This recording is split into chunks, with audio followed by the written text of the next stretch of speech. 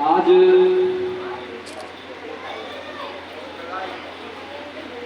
कई महीनों कई वर्षों के बाद आदरणीय बड़े भाई श्री भारत डोगरा जी के दर्शन हो रहे हैं। बहुत आनंद हो रहा है। सारी टीम जो मंच में है उनके जो व्यक्तित्व है, उनकी जो पर्सनालिटी है और उनका जो कृतित्व है, जो उन्होंने देश के लिए समाज के लिए जो किया है, उसका एक संक्षिप्त परिचय राजा भैया ने यहाँ प्रस्तुत किया है। तो अद्भुत विभूतियाँ हैं। सबका स्वागत करते हुए और भारत भैया को तो हम लोग बड़ा भाई अपना पहले से मान चुके हैं। बहुत सारे उपकार हैं इस पूरे बुंदेलखंड की सामाजिक संस्थाओं के ऊपर उनके, और सबका मार्गदर्शन उन्होंने किया है। और वकील साहब आप सबका और आप सबका स्वागत करते हुए, और वातावरण तो अपने आप यहाँ के कण कण में जो राजा भैया ने जो तपस्या यहाँ की है, कर रहे हैं, और कार्यकर्ता विद्याधाम समिति के जो कठिनाई सहन करके और कर्तव्य पालन, वो तपस्या, कर्तव्य पालन के लिए कठिनाइयों को सहन करना ही तपस्या है। तो इस दायित्व को निभाने के लिए विद्याधाम समिति जो तपस्या कर रही है, तो उस तपस्या का प्रभाव यहाँ के कण कण में और यहाँ के पूरे वातावरण में है। इसलिए यहाँ अपने आप एक वातावरण बना हुआ है। आप सबका स्वागत करते हुए, और जो अपेक्षा संकेत के मुझे मिले हैं, संवाद के आधार पर मैं कुछ पंक्तियां आपको समर्पित कर रहा हूं।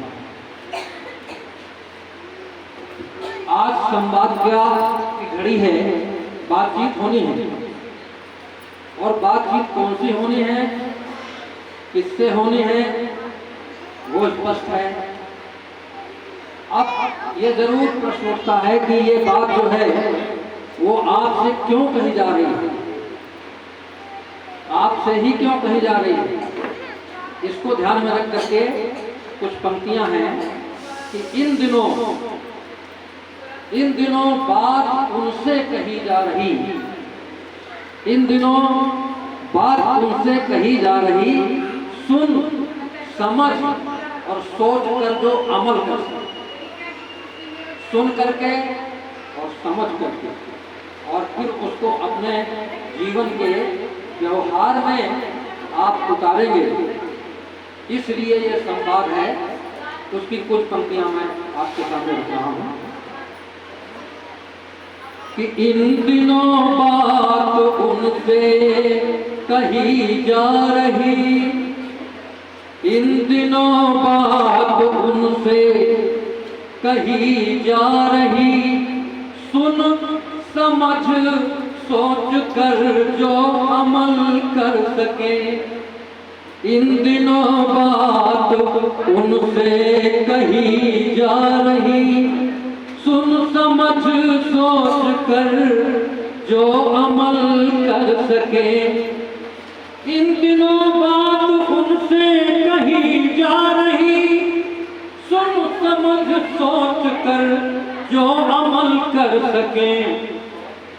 आज की बात के मर्म को जानकर, आज की बात की के मर्म को जानकर, भाव संवेदनाएं लिए चल सके। इन दिनों बात उनसे कही जा रही, सुन समझ सोच कर जो अमल कर सके। जिन दिनों मनुजता लगी दांव पर, मौत मंडरा रही वो मनुज गांव पर। जिन दिनों आंख इंसान की हो बिगल, छल छलाई हुई हो मनुज घाव पर। दिनों पीर उनसे कही जा रही, इन दिनों पीर उनसे कही जा रही, जो न पाषाण हो पीर से गल सके। इन दिनों बात उनसे कही जा रही, सुन समझ सोच कर जो अमल कर सके। और आज की जो पीड़ा है, इस पीड़ा को देख करके, सुन करके, समझ करके और पत्थर दिल उदासीन होकर के रह जाना अन्याय हो रहा है। और हम देख रहे हैं उदासीन है दुनिया, गरीब नारियां समस्याएं भोग रही हैं, हम मौज कर रहे हैं, हम आराम से अपने घर में बैठे हैं और कहानियां सुनकर के आनंद ले रहे हैं। यानी पाषाण पत्थर क्या करता है, पत्थर पड़ा रहता है, उसके अंदर संवेदना नहीं। तो आज के जो संदर्भ हैं उसमें पाषाण नहीं बनना है, बल्कि आज के समय की पीर को समझ करके और हमारे अंदर संवेदनाएं जागृत हों, इसका दिन है। एक पंक्ति और कहूंगा,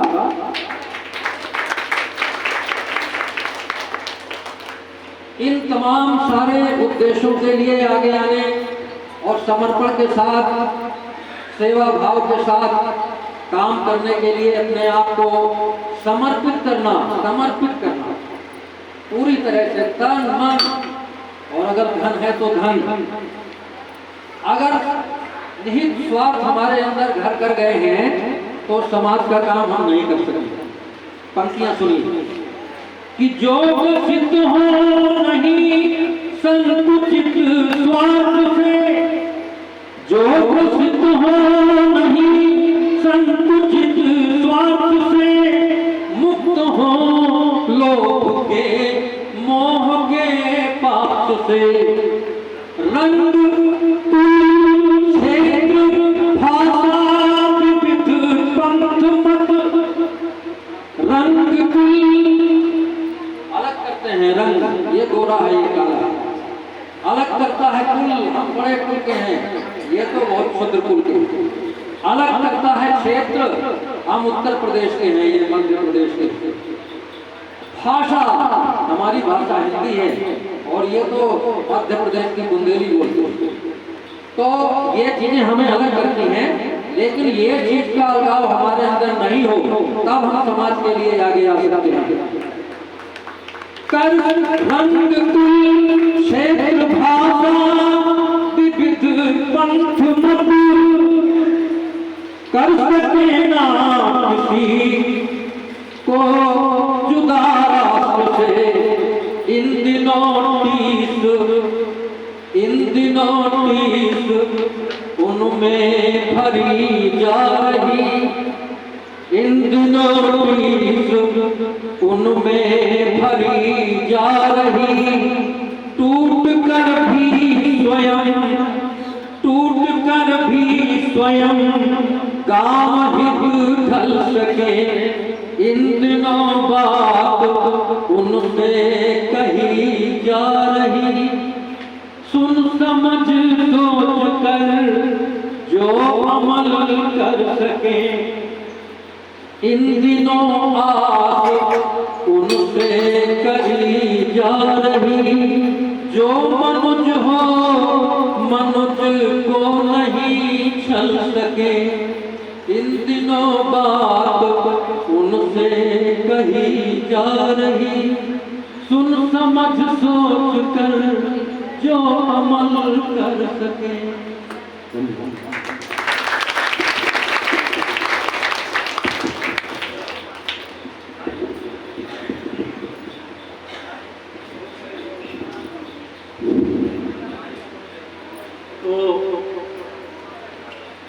इन दिनों बात उनसे कही जा रही, जो सोच कर समझ कर जो अमल कर सके। तो मुझे लगता है कि अब हमें अपनी बात कहने का समय आ गया है, अपनी बात को बताने का समय आ गया है, और ऐसे समय बहुत कम आते हैं। विद्याधाम समिति बांदा जिले के महुआ, नरेले और बिसंडा ब्लॉक में जो समाज का अंतिम व्यक्ति है, शोषित है, पीड़ित है, अभावग्रस्त है, अपने हकों और अधिकारों से वंचित है, उसके लिए काम कर रही है। संगठन बना करके, संगठित होकर के कैसे लोग अपनी पहुंच, अपने हकों और अधिकारों तक बना पाएं, उसी क्रम में इस तरह के समय समय पर आयोजन होते रहते हैं। उसी क्रम में आज का ये कार्यक्रम है। मैं आज यहाँ तमाम सारे लोग अपना अपना दर्द लेकर के आए हैं और जो मंच है, मंच के सामने लोग अपनी बात को रखेंगे और कुछ समाधान का रास्ता खोजेंगे। तो मैं मुबीना को आमंत्रित करता हूँ, वो आए लोगों को, और लोग अपनी बात प्रस्तुत करेंगे और लोग समाधान खोजेंगे। शुक्रिया भैया। तो सबसे पहले मैं श्यामा को बुलाना चाहती हूँ। श्यामा आए और आकर अपनी बात रखी। श्यामा मांझा से है, जिला बांदा से है श्यामा। श्यामा और कोई है आपके साथ में? नहीं, मामी जी हैं। आप बुला लीजिए उनको, बुला लीजिए। ये ठीक है, बैठे रहिए। आ जाइए।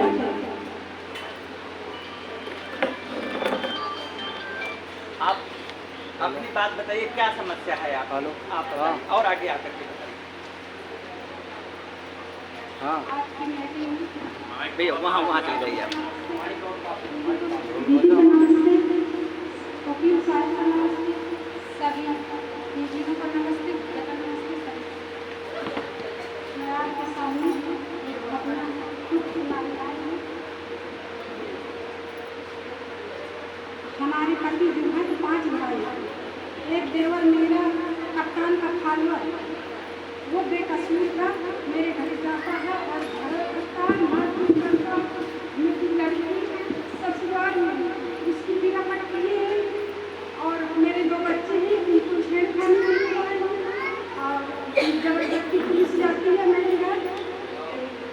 मुझे, मेरी माली को और छोटे देवर को, मेरे बच्चों को, सब लड़कियों को ले आते हैं थाने, और जब थाने ले आते हैं तो जब बड़ा दरोगा है थाने का, तो 50